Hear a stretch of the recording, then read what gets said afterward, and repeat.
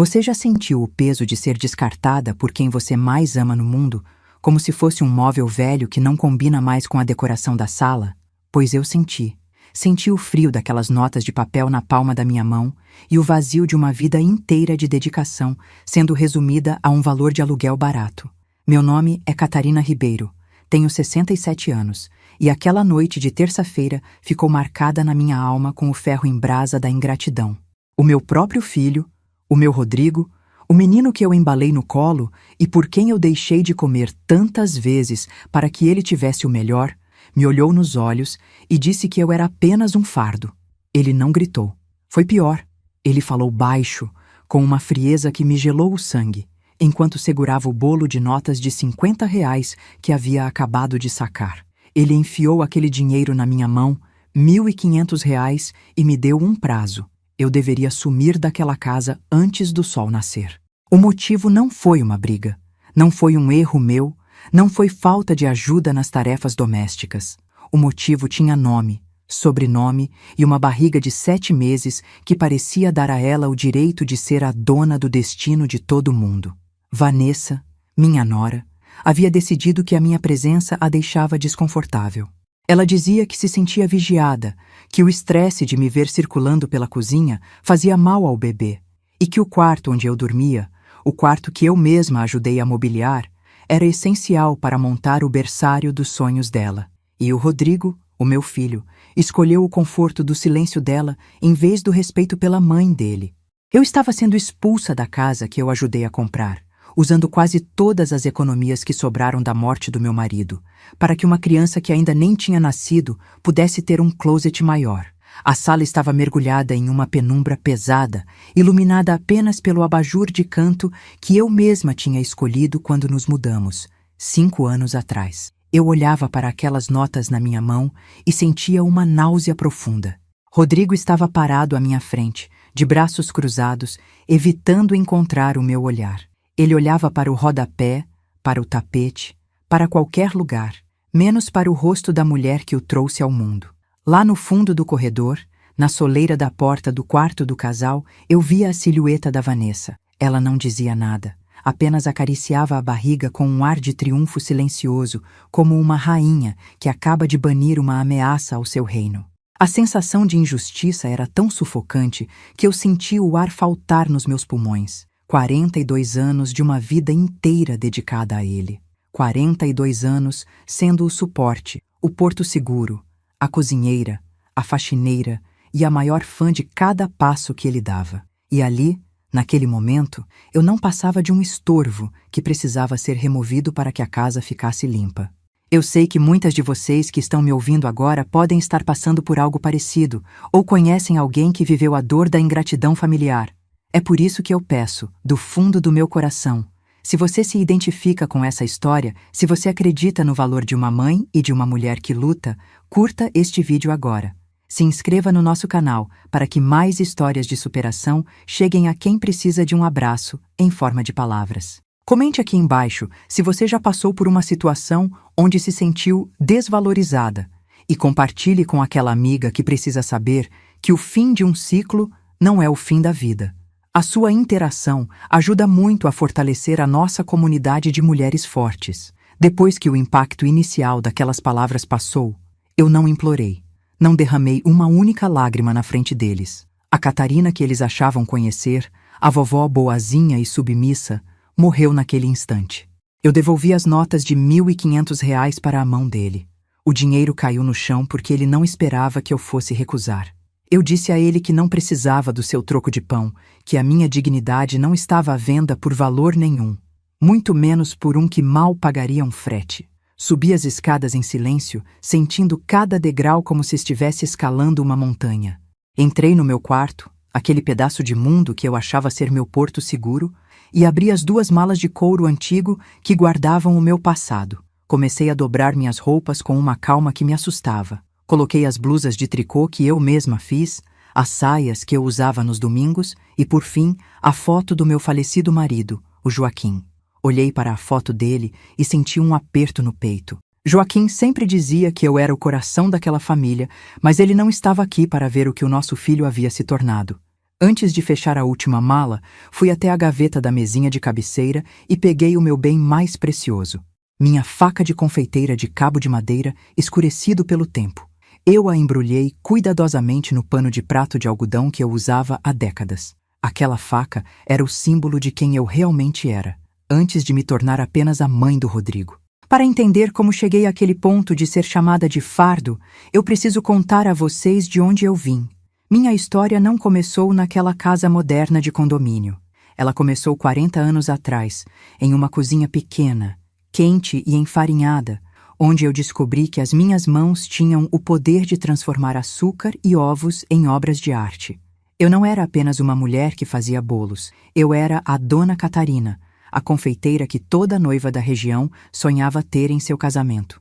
Joaquim e eu abrimos nossa primeira portinha quando o Rodrigo ainda usava fraldas. Era um esforço hercúleo. Eu acordava às 3 da manhã para bater massas à mão, porque não tínhamos dinheiro para batedeiras industriais. Eu me lembro do cheiro de baunilha misturado ao suor do meu rosto, enquanto eu confeitava flores de açúcar pétala por pétala, sob a luz de uma lâmpada fraca. Cada bolo que saía daquela cozinha era um pedaço do futuro do meu filho. Eu abri mão de comprar sapatos novos por anos para que ele pudesse estudar na melhor escola particular. Eu trabalhei com febre, com dor nas costas, com as pernas inchadas, tudo para que ele nunca soubesse o que era a palavra escassez. Quando o Joaquim adoeceu, as coisas ficaram ainda mais difíceis. Eu passava o dia no hospital e a noite na confeitaria. Eu era o motor que mantinha tudo funcionando. Rodrigo cresceu vendo esse esforço, ou pelo menos eu achava que ele via. Eu o ensinei a valorizar o trabalho, ensinei as receitas de família, como aquele bolo de cenoura com cobertura de chocolate, que era o favorito dele e que a avó dele fazia com tanto carinho. Eu achava que estava criando um homem com valores sólidos, mas a vida tem maneiras cruéis de nos mostrar que o caráter de alguém pode ser corroído pelo egoísmo. Após a morte do Joaquim, eu me fechei um pouco para o mundo dos negócios. Vendi o ponto da confeitaria principal, mas nunca parei de aceitar encomendas especiais para as famílias mais antigas da cidade. O dinheiro que ganhei na venda, eu guardei. Joaquim, antes de partir, teve uma conversa muito séria comigo no hospital. Ele parecia prever que o mundo mudaria. Ele me fez abrir uma conta poupança em um banco diferente, um que o Rodrigo não tivesse acesso, e me fez prometer que eu nunca contaria sobre esse dinheiro a ninguém, nem mesmo ao nosso filho. Catarina, ele disse com a voz fraca, isso aqui é a sua liberdade. Prometa que só vai usar se precisar recomeçar a sua vida do zero. O Rodrigo tem o caminho dele, mas você precisa garantir o seu. Na época, achei que ele estava sendo pessimista, mas guardei o segredo. Durante 5 anos, vivi com o Rodrigo e a Vanessa. Eu cuidava de tudo. Lavava as roupas de marca deles, limpava os banheiros, cozinhava refeições saudáveis para que a Vanessa tivesse uma gravidez tranquila. Eu era a rede de apoio que eles não pagavam. Mas para a Vanessa, eu era uma intrusa. Ela vinha de uma família que valorizava as aparências acima de tudo, e uma sogra confeiteira, com mãos marcadas pelo trabalho e cheiro de farinha, não combinava com o estilo de vida que ela queria projetar no Instagram. Ela queria uma casa de revista, sem velharias e sem uma senhora de 67 anos ocupando o melhor quarto da casa. Naquela noite da expulsão, eu desci as escadas carregando o peso do meu passado nas malas. Passei pela cozinha, onde apenas algumas horas antes eu estava preparando um caldo para o jantar deles. O silêncio da casa era ensurdecedor. Rodrigo não se moveu do lugar onde estava. Vanessa continuava estática, observando minha partida como se estivesse assistindo a um filme de suspense que finalmente chegava ao fim que ela desejava. Eu não disse adeus. Não dei a eles o gosto de ouvir minha voz embargada. Cruzei a porta da frente e senti o ar frio da noite bater no meu rosto. Eu tinha R$ 1.500 que ele jogou no chão e que eu deixei lá, e uma conta bancária secreta que eles nem sonhavam que existia. Mas mais do que isso, eu tinha o meu nome. Naquela cidade, se você falasse em bolo da Catarina, as portas se abriam. Eles achavam que estavam me jogando no lixo, mas estavam apenas me devolvendo para o mundo onde eu sempre fui rainha. Caminhei até o portão do condomínio, chamando um táxi pelo celular com as mãos ainda trêmulas. Enquanto o carro não chegava, eu olhei para trás, para aquela casa iluminada e moderna. Eu vi a luz do meu antigo quarto se apagar. Eles já estavam planejando onde colocar o berço. Senti uma pontada de pena do meu neto. Que tipo de valores ele receberia de pais que descartam a própria família por causa de espaço físico? Quando o táxi chegou, o motorista, um senhor simpático chamado Seu Tião, me ajudou com as malas. Ele percebeu meu estado, mas teve a delicadeza de não perguntar nada. Eu dei a ele o endereço de um hotel pequeno, mais limpo, no centro da cidade. Durante o trajeto, eu não olhei para as luzes das lojas ou para o movimento das pessoas. Eu olhei para as minhas mãos. Elas estavam marcadas, sim. Tinham algumas cicatrizes de queimaduras leves de forno. As unhas eram curtas por causa da higiene na cozinha e as juntas doíam um pouco por causa do frio. Mas eram mãos que sabiam criar. E foi ali, no banco de trás daquele táxi, que eu tomei a decisão. Eu não iria apenas sobreviver. Eu iria mostrar para o Rodrigo e para a Vanessa que um fardo pode ser a base de algo muito maior do que eles jamais conseguiriam construir. No dia seguinte, após uma noite de sono agitada em um quarto de hotel que cheirava a lustramóveis, eu procurei o Dr. Arnaldo. Ele era o gerente do banco onde o Joaquim me fez abrir a conta secreta. Arnaldo era um homem de cabelos brancos e óculos de aro fino, que tinha sido cliente dos meus bolos por 20 anos. Quando entrei na sala dele, ele se levantou imediatamente com um sorriso largo, mas que logo murchou ao ver o cansaço nos meus olhos. Eu contei a ele o que tinha acontecido, de forma resumida, focando apenas na necessidade de movimentar meus fundos. Ele ficou em silêncio por um longo tempo, apenas processando a ingratidão do Rodrigo, que ele conhecia desde pequeno. Depois, ele abriu uma pasta no computador e me mostrou o saldo. Com os juros acumulados e os depósitos silenciosos que eu fiz ao longo dos anos, eu tinha o suficiente para não apenas comprar um apartamento, mas para abrir o negócio dos meus sonhos. Dona Catarina, disse Arnaldo limpando as lentes dos óculos, a senhora não precisa provar nada para ninguém, mas se quiser abrir aquela confeitaria que o Joaquim sempre dizia que a senhora merecia, agora é a hora. Eu conheço um imóvel na avenida principal que acabou de vagar. O dono é meu primo e ele quer alguém de confiança. Eu senti um calafrio percorrer minha espinha. Não era medo, era o fogo da ambição voltando a queimar depois de anos adormecido sob as cinzas da rotina doméstica. Eu aceitei ver o imóvel naquela mesma tarde. Era um prédio antigo, com pé direito alto, janelas grandes de madeira e um charme que nenhuma dessas lojas modernas e frias conseguia ter. O espaço da cozinha era enorme, perfeito para o que eu imaginava. Enquanto eu andava pelo chão de ladrilho hidráulico, eu conseguia visualizar os balcões de mármore, as vitrines cheias de tortas de frutas, o cheiro de pão de ló saindo do forno e as pessoas fazendo fila na porta. Aquelas primeiras semanas foram um turbilhão. Eu não tinha tempo para chorar pelo Rodrigo ou sentir falta da casa dele. Eu estava ocupada demais negociando com fornecedores de equipamentos, escolhendo a cor das paredes, um tom de creme que lembrava baunilha, e contratando minha primeira ajudante. Escolhi uma moça jovem, chamada Beatriz, que tinha acabado de sair de um curso de gastronomia e estava cheia de vontade de aprender. Beatriz não era apenas uma funcionária. Ela se tornou meus olhos e ouvidos na cozinha quando o cansaço batia. Eu ensinei a ela como sentir o ponto do merengue apenas pelo toque, como ouvir o som do bolo quando ele está pronto para sair do forno. E, principalmente, como tratar cada cliente como se ele fosse um convidado de honra. Enquanto eu erguia o meu império de açúcar e farinha, o silêncio do lado do Rodrigo era total. Eu sabia por algumas amigas em comum que a Vanessa estava postando fotos do quarto do bebê, que se chamaria Enzo. Ela exibia a decoração luxuosa, os móveis importados e o papel de parede de seda. Eu olhava aquelas fotos e sentia uma frieza tranquila. Eles achavam que tinham vencido. Achavam que a velha estava em algum asilo ou morando de favor em algum quartinho de fundo. Eles não faziam ideia de que o nome Catarina Ribeiro, confeitaria artesanal, já estava sendo pintado em letras douradas na fachada da loja mais bonita da cidade. A inauguração foi algo que a cidade nunca esqueceu. Eu não gastei um centavo em anúncios de jornal. Eu apenas enviei pequenos mimos, caixas de brigadeiros gourmet e fatias da minha famosa torta de nozes para as pessoas que me apoiaram durante 40 anos. Mandei para as colunistas sociais, para as donas de boutiques, para os médicos e advogados que frequentavam a loja do Joaquim. O resultado foi que, no dia da abertura, a fila dobrava o quarteirão. As pessoas não queriam apenas comer um doce, elas queriam o retorno da Dona Catarina.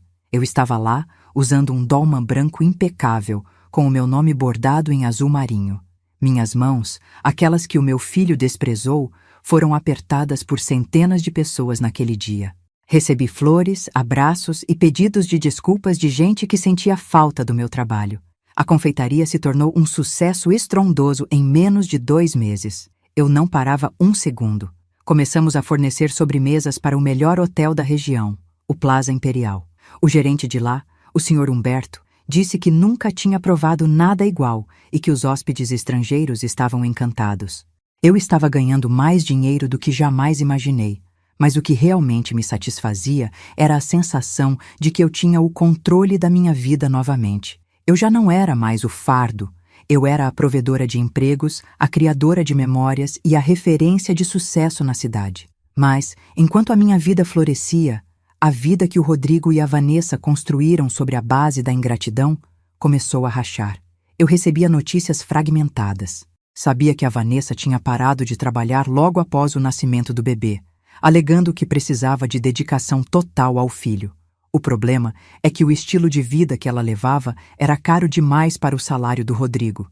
Ele era um bom gerente de vendas, mas não era um milionário. Eles tinham prestações altíssimas daquela casa, o financiamento de 2 carros de luxo e uma nora que não aceitava nada menos que o melhor.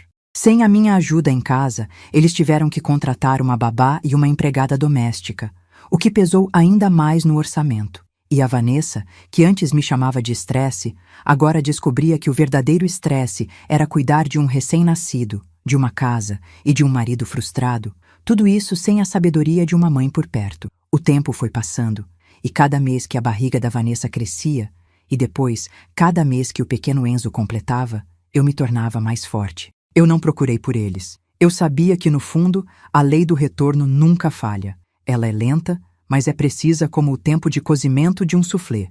Se você tira a base de uma estrutura, ela pode aguentar por um tempo, mas ao primeiro sinal de tempestade, as rachaduras aparecem, e a tempestade deles estava apenas começando a se formar no horizonte. Eu continuava ali, no meu balcão, servindo café e fatias de felicidade, esperando o dia em que a vida traria a conta para eles pagarem. E eu sabia que quando esse dia chegasse, eles não teriam R$ 1.500 suficientes para cobrir o prejuízo emocional que causaram. Os meses voavam entre o aroma de canela e o som constante da campainha da porta da confeitaria. Mas no meu coração, o tempo parecia ter uma cadência diferente. Eu não era mais a mulher que aceitava migalhas de atenção.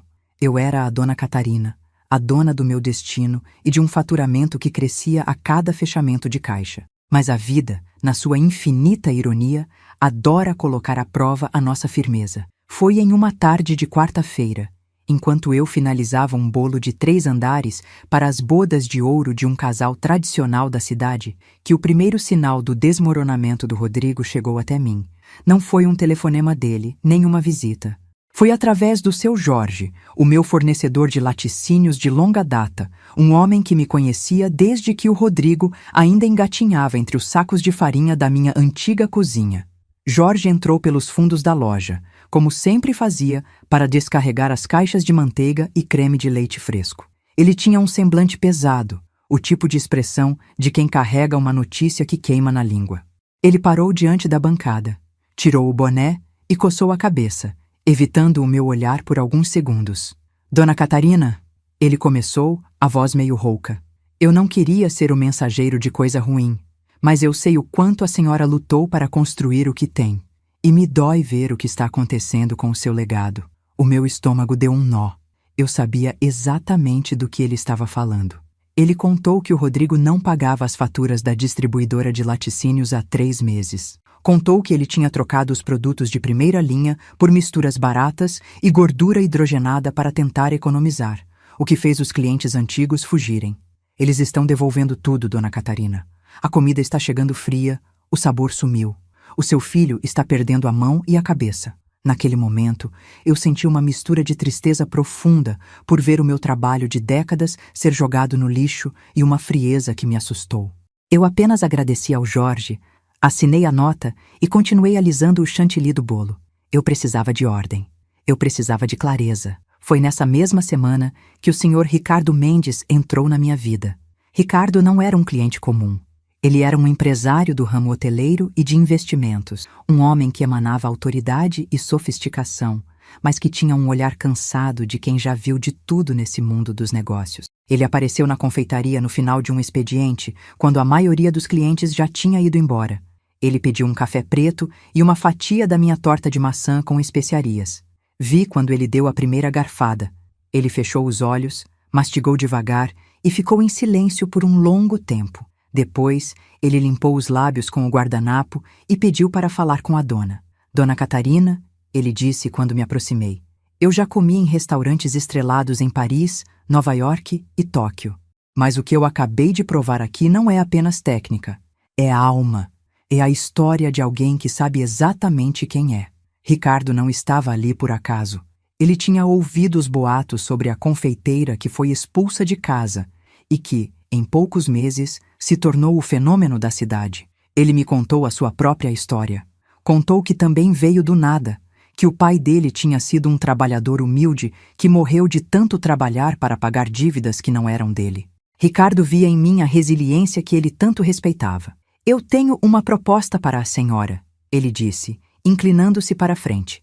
Eu tenho recursos, tenho contatos e tenho um faro infalível para o sucesso. E o seu sucesso está apenas começando. Mas eu sei que o seu filho está destruindo o que a senhora construiu. Eu quero ajudar a senhora a retomar o controle, não apenas por vingança, mas por justiça. Ricardo se tornou o meu aliado mais estratégico. Ele não agia com o coração, mas com números e leis. Ele me apresentou a doutora Helena, uma advogada especialista em direito patrimonial e sucessório, uma mulher de olhar afiado e palavras precisas. Helena se tornou a minha segunda aliada nessa jornada. Ela começou a investigar a fundo a situação financeira do Rodrigo e da Vanessa. O que ela descobriu foi muito pior do que eu imaginava. Eles não estavam apenas em dificuldades, eles estavam em queda livre. A casa, aquela mesma casa da qual eu fui expulsa, estava com o financiamento atrasado em 5 meses. Os carros estavam com busca e apreensão decretada. O nome do Rodrigo estava sujo em todas as instâncias possíveis. Eles estavam mantendo as aparências para os vizinhos e para as redes sociais, mas por dentro, o castelo de cartas estava ruindo sob o peso da ganância da Vanessa e da incompetência do meu filho. Dona Catarina, Helena me explicou em uma reunião privada na minha pequena sala nos fundos da loja, o banco está prestes a leiloar o que restou das empresas e a própria residência deles. Se a senhora quiser, nós podemos comprar essa dívida antes que ela vá para o mercado de cobrança. A senhora se tornaria a credora oficial do seu filho. O destino dele passaria a estar, literalmente, nas suas mãos. Olhei para a doutora Helena e depois para o senhor Ricardo. Eu senti um peso enorme nos ombros. Eu não queria destruir o meu filho, mas eu sabia que, se ele continuasse naquele caminho, ele se destruiria sozinho. A Vanessa nunca aprenderia o valor do trabalho se alguém não a confrontasse com a realidade nua e crua da falta de dinheiro. Enquanto planejávamos cada passo com a precisão de um cirurgião, a Beatriz, minha ajudante fiel, me dava o suporte emocional que eu precisava. Ela via as minhas olheiras, percebia quando eu perdia o apetite e estava sempre pronta com uma xícara de chá de hortelã e uma palavra de carinho. Dona Catarina, a senhora é a mulher mais forte que eu já conheci. O que a senhora está fazendo é dar uma lição de vida para eles. É o maior ato de amor que uma mãe pode ter, ensinar o filho a ser homem. Beatriz era o meu porto seguro no meio da tempestade. Ela me lembrava que o sucesso da confeitaria era real, que as pessoas me amavam e que eu não era o fardo que o Rodrigo disse que eu era. Eu passava as noites em claro, revisando os documentos que a doutora Helena me enviava. Eu via as faturas de cartão de crédito da Vanessa, sapatos de marca, joias, enxoval importado para o bebê.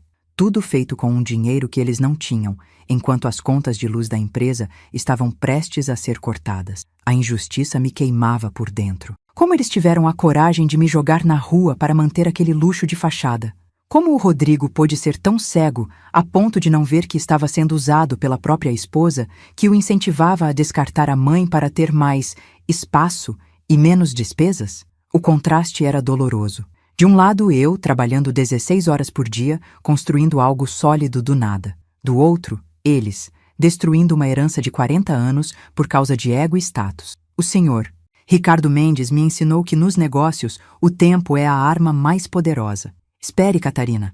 Deixe o desespero bater na porta deles. Quando o oficial de justiça aparecer com a primeira ordem de despejo, o Rodrigo vai perceber que o orgulho não enche a barriga.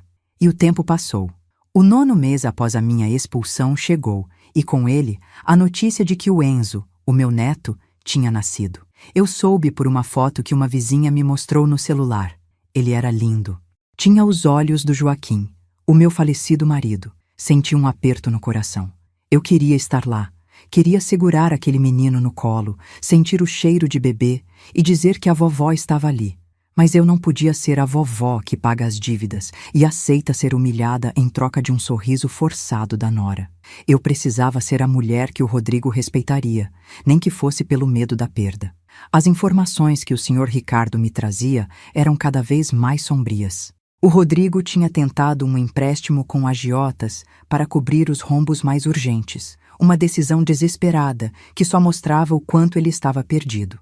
A Vanessa tinha tido complicações pós-parto, não físicas, mas emocionais. Ela não aguentava o choro do bebê, não aguentava a falta de empregados e, principalmente, não aguentava ver que o mundo perfeito que ela idealizou no Instagram estava sendo invadido por cartas de cobrança e ligações de bancos. O estresse que ela dizia sentir por causa da minha presença agora era um estresse real, causado pela própria incompetência e falta de caráter. Eu estava pronta.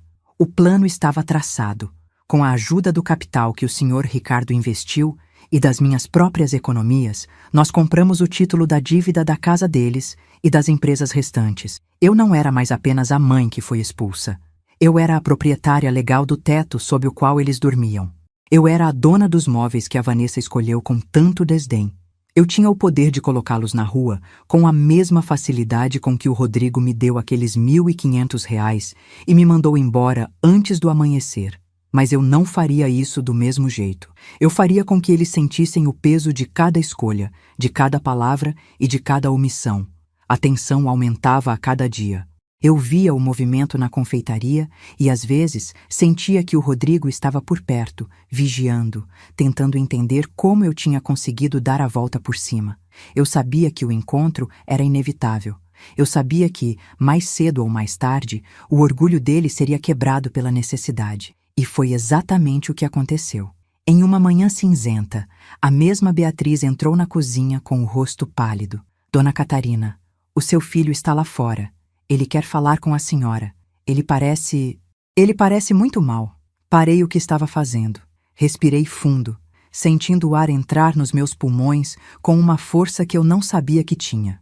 Olhei para as minhas mãos enfarinhadas, as mãos que o Rodrigo chamou de fardo. Limpei-as no meu avental branco impecável, ajeitei o meu dolmã e caminhei em direção ao salão da confeitaria. Eu não era mais a mãe que implorava por afeto. Eu era a mulher que tinha vencido a maior batalha da sua vida e estava prestes a mostrar para o meu filho que o valor de uma mãe não se mede em metros quadrados, mas na integridade de quem nunca desiste. Quando cruzei a porta da cozinha e entrei no salão, vi a silhueta dele contra a luz da vitrine. Rodrigo estava mais magro, os ombros caídos, as roupas que antes eram impecáveis agora pareciam gastas. Ele olhou para mim. E pela primeira vez em anos, eu vi o menino que eu criei, mas envolto em uma camada de vergonha que quase o impedia de falar. O confronto estava apenas começando, e eu sabia que cada palavra que sairia da minha boca agora seria o preço que ele teria que pagar pela sua redenção. Anons Urms, tabela de comparação, a ascensão e a queda. Aspecto: Dona Catarina, a virada; Rodrigo e Vanessa, a queda. Situação financeira: independente, lucros crescentes, reserva estratégica, dívidas milionárias, insolvência, busca e apreensão. Reputação. Nome respeitado, fila de espera, referência na cidade. Nome sujo, clientes insatisfeitos, perda de legado. Rede de apoio, aliados reais, Sr. Ricardo, Doutora Helena, Beatriz. Isolamento, brigas internas, falta de estrutura familiar. Estado emocional, firme, decidida, em paz com o passado. Desesperados, envergonhados, sobrecarregados. Moradia, vida nova, controle total do próprio espaço. Ameaça de despejo da casa que a mãe ajudou a comprar. O caráter de um homem é o seu destino. O Rodrigo achou que estava limpando a casa ao me expulsar, mas ele estava apenas removendo o único pilar que ainda segurava o teto dele. Rodrigo deu um passo incerto em minha direção, seus olhos percorrendo cada detalhe da confeitaria que eu havia construído. Ele via o brilho dos balcões, o movimento dos clientes que entravam e saíam, e o respeito com que as pessoas me tratavam. Eu vi o momento exato em que a ficha caiu para ele. Ele percebeu que a mulher que ele tentou destruir não só sobreviveu, como floresceu em um jardim que ele nunca teria a capacidade de cultivar. Ele abriu a boca para falar, mas a voz falhou. Ele parecia um estranho, em um lugar onde o meu nome era a lei. Eu apenas fiquei ali, em silêncio, deixando que o ambiente falasse por mim. Cada detalhe daquela loja era uma prova da minha competência e da sua falha. Ele não era apenas o meu filho naquele momento. Ele era o homem que precisava aprender que a vida não aceita pagamentos em desculpas atrasadas quando o dano já foi feito no cerne do coração. A presença dele ali, no meio do meu sucesso, era o maior contraste que o destino poderia criar. Ele tentou sorrir, um sorriso amarelo e forçado, como se fôssemos uma família normal que estava apenas se reencontrando após uma viagem longa. Mas eu não retribuí. Meus olhos eram espelhos que refletiam a noite em que ele me entregou aqueles R$ 1.500. Eu podia sentir o cheiro da chuva daquela madrugada, o peso das minhas malas e a dor da sua indiferença. Rodrigo pigarreou, tentando recuperar um pouco da dignidade que ele mesmo havia jogado fora. Mãe, a loja está linda.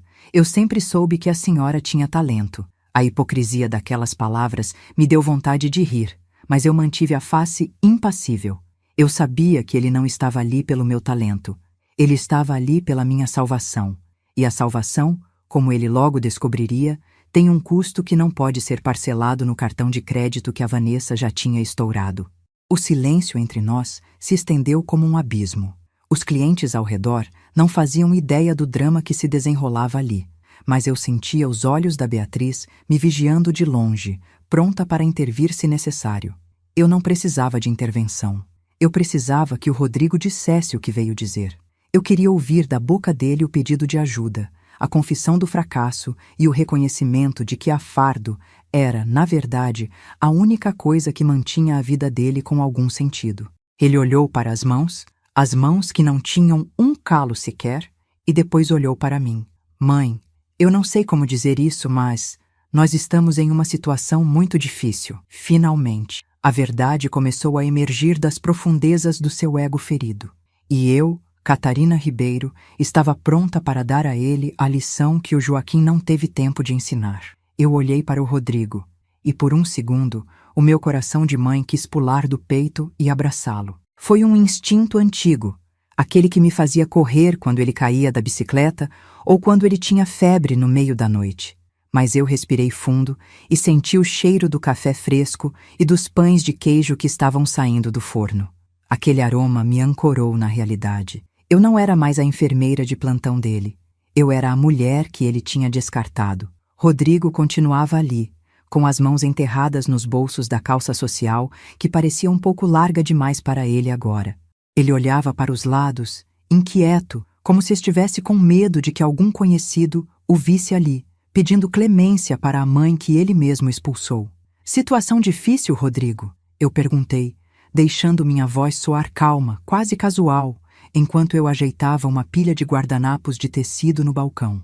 Engraçado você usar essas palavras. Difícil foi a noite em que eu dormi em um quarto de hotel que não era meu, sem saber se teria para onde levar minhas malas no dia seguinte. Difícil foi o silêncio daquela casa quando eu desci as escadas e você nem sequer abriu a boca para dizer: "Vá com Deus, mãe." Isso foi difícil. O que você está vivendo agora, isso se chama consequência. Ele baixou a cabeça e eu vi uma lágrima solitária correr pelo rosto dele. Ele tentou dizer que a Vanessa estava sofrendo muito, que o bebê não dormia, que as contas médicas tinham sido altíssimas e que a empresa de consultoria dele estava perdendo contratos um atrás do outro. Ele começou a listar os problemas como se estivesse lendo um relatório de danos. Falou da hipoteca, falou do condomínio atrasado, falou que a Vanessa sentia muita falta da minha comida e da minha ajuda, mas que tinha vergonha de me procurar. Ouvi tudo em silêncio. Cada palavra dele era como um eco de algo que eu já sabia, graças ao trabalho minucioso da doutora Helena e do Sr. Ricardo. Mas ouvir da boca dele tinha um sabor diferente. Era o sabor da derrota de quem achou que podia crescer pisando na própria base. Enquanto ele falava, minha mente viajou no tempo. Eu me lembrei de quando ele tinha 5 anos e eu estava começando a fazer os primeiros bolos para fora. Eu não tinha batedeira planetária, não tinha forno com convecção, não tinha nada além de um sonho e uma força que vinha do amor por ele. Eu me lembro de uma tarde específica em que o calor na nossa cozinha era quase insuportável. Eu estava batendo uma massa de pão de ló na mão, porque a batedeira barata que eu tinha havia queimado. O Joaquim, meu marido, estava trabalhando dobrado em uma oficina para ajudar nas contas.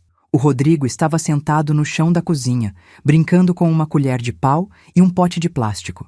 Ele me olhou, com aqueles olhos enormes, e disse: "Mamãe, quando eu crescer, vou comprar uma casa de castelo para a senhora não precisar mais suar assim." Eu sorri, com os braços doendo e o rosto enfarinhado, e acreditei. Eu realmente acreditei que estava criando um príncipe. O que eu não sabia era que, ao dar tudo de mão beijada para ele anos depois, eu estava sufocando o homem que ele deveria se tornar. Eu me lembrei de cada sacrifício. Eu me lembrei de quando vendi minhas poucas joias de família para pagar o primeiro semestre da faculdade dele. Aquela faculdade de administração onde ele aprendeu a calcular lucros, mas esqueceu de como calcular o valor da gratidão. Eu me lembrei de quando o Joaquim morreu e o Rodrigo me disse que eu nunca ficaria sozinha. "A senhora vem morar comigo, mãe. A casa é sua." Ele disse isso com tanta convicção na época. E eu, boba, entreguei minhas economias, vendi o meu canto e fui ser o suporte dele. Eu investi não apenas dinheiro, eu investi minha vida naquela casa, onde no final eu não passava de um fardo. Rodrigo parou de falar e me olhou com uma expectativa infantil, achando que eu abriria o caixa, tiraria um maço de notas e resolveria a vida dele como sempre fiz. Mas eu não me movi. Eu disse a ele que precisava voltar para a cozinha, pois tinha uma encomenda grande para entregar. "Mãe, você não entendeu? Eles vão tirar a nossa casa. O Enzo, ele é só um bebê, ele não pode ficar na rua." Senti um aperto no peito ao ouvir o nome do meu neto, mas mantive a postura. Eu disse que sabia exatamente o que estava acontecendo, talvez até melhor do que ele. Rodrigo franziu a testa, confuso. Foi então que eu pedi que ele esperasse um minuto. Fui até o escritório nos fundos e peguei o cartão que a doutora Helena tinha me dado. Voltei ao salão e entreguei a ele. "O que é isso?" ele perguntou, girando o cartão entre os dedos. "É o contato da minha advogada, Rodrigo. Se você quer falar sobre a sua casa, sobre as suas dívidas ou sobre o seu futuro, você deve ligar para ela." Ele riu, uma risada nervosa e incrédula. "Advogada? Mãe, eu sou seu filho. Eu estou te pedindo ajuda, não um processo judicial." Eu me aproximei dele, o suficiente para que ele visse que não havia ódio nos meus olhos, mas também não havia mais aquela submissão cega. "Rodrigo, o tempo em que eu resolvia seus problemas com um bolo de cenoura e um abraço acabou no dia em que você me deu R$ 1.500 para eu recomeçar a minha vida. Você quis que a nossa relação fosse tratada como um negócio, como uma transação onde eu era um passivo que precisava ser cortado. Pois bem, agora estamos tratando de negócios. A doutora Helena vai te explicar por que a sua casa ainda não foi a leilão. Ela vai te explicar quem é o novo dono do título da sua dívida." Eu vi o sangue fugir do rosto dele novamente. Ele não era burro. Ele começou a conectar os pontos. Ele olhou para a luxuosidade da minha loja, para a Beatriz que atendia os clientes com um sorriso, para o Sr. Ricardo, que acabava de entrar pela porta da frente com uma pasta de couro debaixo do braço. Ricardo caminhou até nós com a elegância de quem domina o terreno. Ele não disse nada, apenas colocou a mão no meu ombro em um gesto de apoio fraternal e olhou para o Rodrigo com uma mistura de pena e desdém. "Este é o seu filho, Catarina?" Ricardo perguntou com uma voz profunda que parecia ocupar todo o espaço. Eu assenti.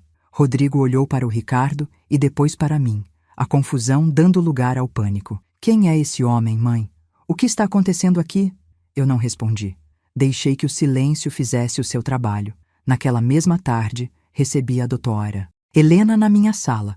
Ela trouxe os relatórios atualizados. O banco tinha aceitado a nossa proposta de compra do lote de dívidas do Rodrigo. Eu agora possuía não apenas a hipoteca da casa, mas também as notas promissórias que ele tinha assinado com fornecedores desesperados. Eu tinha em mãos o poder de pedir a falência dele, ou de dar a ele uma última chance. Helena me olhou por cima dos óculos. "Dona Catarina, a senhora tem ciência de que legalmente pode despejá-los em 30 dias? A situação da empresa dele é irrecuperável sem uma injeção massiva de capital e uma mudança total de gestão."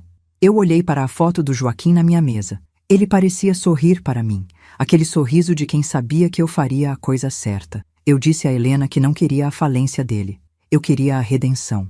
Mas a redenção dele passaria pelo mesmo caminho que eu trilhei, o caminho do trabalho duro e da humildade. "Quero que você prepare um contrato de gestão, Helena", eu disse, sentindo uma clareza mental que nunca tive antes. "Vou assumir o controle das 2 lojas que ainda restam dele. Mas ele não será o gerente, ele será o estoquista. Ele vai carregar sacos de farinha, ele vai limpar o chão, ele vai sentir o peso do que é manter um negócio vivo. E a Vanessa? A Vanessa vai ser a nossa recepcionista. Ela vai aprender a sorrir para as pessoas que ela antes desprezava. Eles vão receber um salário mínimo cada um. O restante do lucro das lojas será usado exclusivamente para abater a dívida que eles têm comigo. Se eles aceitarem e cumprirem 1 ano de trabalho sem reclamações, eu devolvo a casa para o nome deles. Se eles recusarem ou se falharem um único dia, eu executo a dívida e eles perdem tudo." Helena anotou tudo, surpresa com a minha firmeza. Ela me perguntou se eu achava que eles aceitariam. Eu olhei pela janela e vi o carro do Rodrigo ainda estacionado do outro lado da rua. Ele estava lá dentro, com a cabeça apoiada no volante. "Eles não têm escolha, Helena. O deserto que eles criaram ao meu redor agora é o único lugar onde eles têm para caminhar. Ou eles caminham comigo, ou morrem de sede no próprio orgulho." Eu passei os dias seguintes organizando a minha própria equipe para essa intervenção. Eu não faria isso sozinha. Eu precisava de aliados que entendessem o valor da dignidade. Chamei o seu Jorge, o fornecedor de laticínios, e o convidei para ser o consultor de compras das novas lojas. Ele aceitou na hora, com lágrimas nos olhos, feliz por ver que a justiça estava sendo feita. Chamei também a dona Mercedes, uma senhora que tinha trabalhado comigo na minha primeira cozinha e que o Rodrigo tinha demitido assim que assumiu o controle, dizendo que ela era lenta demais para o ritmo moderno. Mercedes agora seria a supervisora da produção. Eu estava montando um exército de pessoas que o Rodrigo tinha descartado como fardos. Era a revolta dos invisíveis, liderada por uma mulher que se recusou a ser apagada. A reunião para a assinatura do contrato foi marcada para a segunda-feira seguinte, na sala de reuniões do escritório da doutora Helena. Eu pedi que o Sr. Ricardo estivesse presente apenas como testemunha. Quando o Rodrigo e a Vanessa entraram na sala, o ar parecia ter sumido. Vanessa estava pálida, com olheiras profundas e o bebê, o pequeno Enzo, no colo. Ela não tinha mais aquele ar de rainha. Ela parecia uma menina assustada que tinha acabado de descobrir que o mundo não era o conto de fadas do seu Instagram. Ela evitou o meu olhar a todo custo. Rodrigo estava tenso, com a mandíbula travada. Helena começou a ler os termos do contrato. A cada cláusula, eu via a expressão deles mudar de incredulidade para desespero e finalmente para uma aceitação amarga. Quando ela terminou de ler que o Rodrigo teria que trabalhar como estoquista e carregar fardos físicos de mercadoria, ele explodiu. "Isso é uma humilhação, mãe. Você quer me ver no chão limpando o que eu mesmo construí? Você quer que as pessoas me vejam carregando caixas?" Eu me levantei lentamente. Olhei para ele com toda a autoridade dos meus 67 anos de lutas. Humilhação, Rodrigo, é expulsar a própria mãe de casa com R$ 1.500 no bolso. Humilhação é chamar a mulher que te deu a vida de fardo. Carregar caixas é trabalho. Limpar o chão é higiene. O que eu estou te oferecendo não é uma humilhação, é um curso intensivo de caráter. Você passou a vida achando que o sucesso era um direito de nascença. Mas o sucesso é um empréstimo que a vida te faz e que você tem que pagar todo dia com suor e honestidade. Você destruiu o meu legado porque achou que era maior do que as pessoas que o construíram. Agora, você vai aprender a ser a base. Vanessa começou a chorar baixinho, abraçando o bebê com mais força. Dona Catarina, por favor, o Enzo, ele não tem culpa.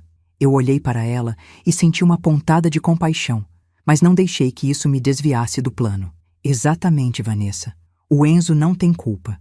É por ele que eu estou fazendo isso. Eu não quero que ele cresça vendo um pai quebrado e uma mãe fútil. Eu quero que ele veja pais que souberam cair e, principalmente, que souberam ter a humildade de recomeçar do degrau mais baixo. Vocês têm 10 minutos para assinar. Se não assinarem, a doutora Helena vai entrar com o pedido de reintegração de posse da casa ainda hoje. Onde vocês vão dormir com esse bebê esta noite? Eu não sei. Mas eu sei que eu tenho um quarto de hóspedes na minha casa nova. Um quarto que está trancado para vocês até que eu veja que vocês mudaram. Rodrigo olhou para a Vanessa. Vi uma troca de olhares silenciosa entre eles. Não havia mais espaço para discussões. O abismo estava bem ali, na frente deles. Com a mão trêmula, o Rodrigo pegou a caneta e assinou. Vanessa fez o mesmo logo em seguida. Quando os papéis foram selados, eu senti um alívio imenso, mas também uma tristeza profunda. Eu nunca quis ser a carrasca do meu filho, mas às vezes a única forma de salvar alguém de um incêndio é derrubando a porta, mesmo que isso machuque. As primeiras semanas da nova rotina foram brutais para eles. Eu fiz questão de estar presente na abertura das lojas todos os dias. Eu chegava às 5 da manhã, no meu carro novo, e encontrava o Rodrigo descarregando o caminhão de farinha. Ele estava suado, com a camisa suja de branco e o semblante fechado. Eu passava por ele sem dizer nada, apenas verificando se a contagem das sacas estava correta. Eu o tratava como tratava qualquer outro funcionário, com respeito, mas com exigência. Vanessa ficava no balcão de atendimento. No começo, ela era ríspida com os clientes, não conseguia disfarçar o descontentamento. Eu a chamei no canto um dia, depois que uma cliente reclamou do atendimento. Vanessa, cada pessoa que entra por aquela porta é quem paga o leite do Enzo. Se você não consegue ser grata por isso, talvez você prefira procurar outro emprego, mas lembre-se, lá fora, ninguém vai te dar a chance que eu estou te dando. Ela engoliu em seco, limpou as lágrimas e voltou para o balcão. Naquela tarde, eu a vi sorrir pela primeira vez para uma senhora que pedia uma fatia de bolo de fubá. Foi um sorriso pequeno, forçado, mas foi um começo. Eu via o Rodrigo me observando de longe. Ele via como eu gerenciava a equipe, como eu negociava com os fornecedores que ele tinha afastado, como eu recuperava a confiança dos clientes antigos. Ele via que o segredo do meu sucesso não era uma fórmula mágica, mas a presença constante e o cuidado com cada detalhe. Eu percebi que ele estava começando a entender. O corpo dele estava mudando, ficando mais forte com o trabalho físico, mas a mente dele também parecia estar se limpando daquela arrogância tóxica. Ele começou a fazer perguntas sobre os processos, sobre as receitas. Um dia, ele me procurou no final do expediente, quando estávamos apenas nós dois na loja. Ele estava com as mãos sujas de graxa porque tinha tentado consertar um dos carrinhos de carga. Mãe, eu me lembro de quando a senhora fazia aquele glacê real que ninguém conseguia copiar. A senhora ainda tem aquela faca de cabo de madeira? Eu olhei para ele e pela primeira vez em meses vi um brilho de admiração genuína. Eu disse que sim, que a faca estava bem guardada. Eu fui um idiota, não fui? Ele perguntou com a voz embargada. Eu não respondi. Apenas coloquei a mão no rosto dele, limpando uma mancha de farinha. O importante, meu filho, não é o quanto você errou, é o que você está disposto a fazer para não errar mais. Enquanto isso, a confeitaria principal, a minha joia da coroa, continuava a todo vapor.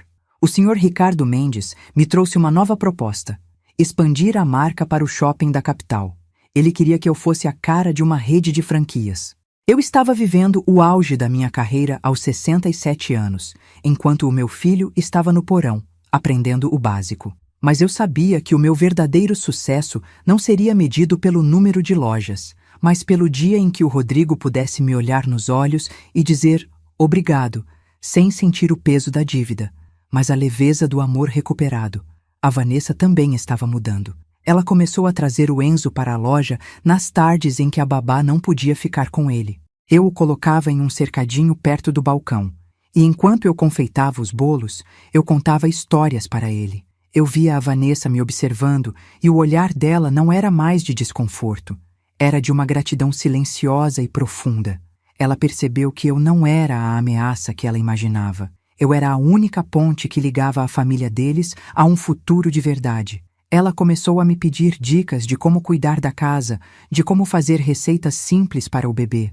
A rivalidade entre nós estava morrendo, dando lugar a uma aliança de sobrevivência que estava se transformando em algo parecido com afeto. Mas o destino ainda tinha uma última carta para jogar. No meio de todo esse processo de reconstrução, uma auditoria interna nas contas antigas da empresa do Rodrigo revelou algo que nem eu, nem a doutora Helena sabíamos. Havia um desvio de dinheiro que não tinha sido feito pelo Rodrigo, mas por um antigo sócio que ele considerava um irmão. Esse homem tinha aproveitado a fragilidade do Rodrigo e a distração dele com as exigências da Vanessa para drenar as contas da empresa sistematicamente por 2 anos. Quando o Rodrigo descobriu a verdade, ele ficou devastado. Ele percebeu que tinha sido traído pela pessoa em quem mais confiava, exatamente como ele tinha feito comigo. Ele veio até mim, com os papéis da auditoria nas mãos, tremendo de raiva e de vergonha. Mãe, eu sou um fracasso completo. Eu expulsei a única pessoa que me amava de verdade por causa de uma mulher que me pressionava e de um amigo que me roubava. Eu mereço tudo isso. Eu mereço estar no chão. Eu tirei os papéis das mãos dele e os coloquei na mesa. Olhei para o meu filho e vi que o homem que eu queria criar finalmente tinha nascido.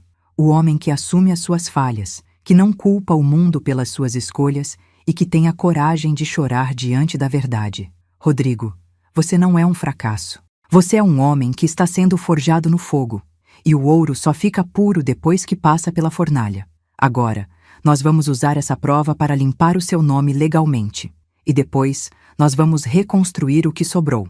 Mas desta vez, nós vamos fazer juntos. Não como patroa e empregado, mas como parceiros. Você aprendeu a lição? Ele me abraçou, um abraço apertado, desesperado, como se estivesse tentando recuperar todos os abraços que não me deu nos últimos anos. Eu senti as lágrimas dele no meu ombro, e naquele momento eu soube que a minha missão estava quase completa. O fardo tinha se tornado a âncora que impediu o navio dele de afundar de vez, e a vida, com toda a sua dureza, estava nos dando a chance de escrever um novo capítulo, um capítulo onde a farinha e o açúcar seriam apenas os ingredientes para uma história de perdão que seria muito mais doce do que qualquer bolo que eu já fiz. Eu continuei firme na minha rotina, mas o peso no meu peito tinha diminuído consideravelmente. A cada dia que passava, eu via o Rodrigo amadurecer. Ele não reclamava mais do peso das sacas de farinha. Ele não reclamava mais do calor da cozinha ou das horas extras que eram necessárias para colocar as contas em ordem. Ele estava se tornando um líder de verdade, alguém que as pessoas respeitavam não pelo cargo, mas pelo exemplo. E a Vanessa? A Vanessa estava se tornando uma mulher admirável. Ela começou a estudar gestão de atendimento e transformou a recepção das lojas em um lugar de acolhimento. O pequeno Enzo crescia sob os nossos olhos, rodeado de um amor que não era mais baseado em aparências, mas em verdade. Eu olhava para eles e sentia que o Joaquim, onde quer que estivesse, estava orgulhoso. Nós tínhamos passado pela tempestade, tínhamos perdido muito no caminho, mas o que sobrou era sólido. O que sobrou era família. E eu, Catarina Ribeiro, aos 67 anos, descobri que a maior confeitaria do mundo é aquela que consegue transformar as amarguras da vida no banquete mais satisfatório do coração. Será que o Rodrigo realmente aprendeu a lição? Ou ele voltará aos velhos hábitos assim que recuperar o poder? E a Vanessa, será que a sua mudança é genuína ou apenas uma estratégia de sobrevivência? O que você faria se estivesse no meu lugar? Você daria essa chance ou seguiria com o despejo? Deixe a sua opinião aqui nos comentários. Eu quero muito saber o que você pensa sobre essa reviravolta. E não esqueça de conferir se você já deixou o seu joinha no vídeo, isso ajuda muito a nossa comunidade a crescer. Se você está gostando de como a história está se desenrolando, compartilhe com as suas amigas nas redes sociais. Vamos mostrar ao mundo que uma mulher na maturidade tem muito mais força do que o senso comum imagina. Continue comigo, porque o desfecho dessa história ainda reserva uma surpresa que vai fazer você ver que no tribunal da vida, a sentença final é sempre escrita por quem tem a coragem de amar, mesmo quando dói.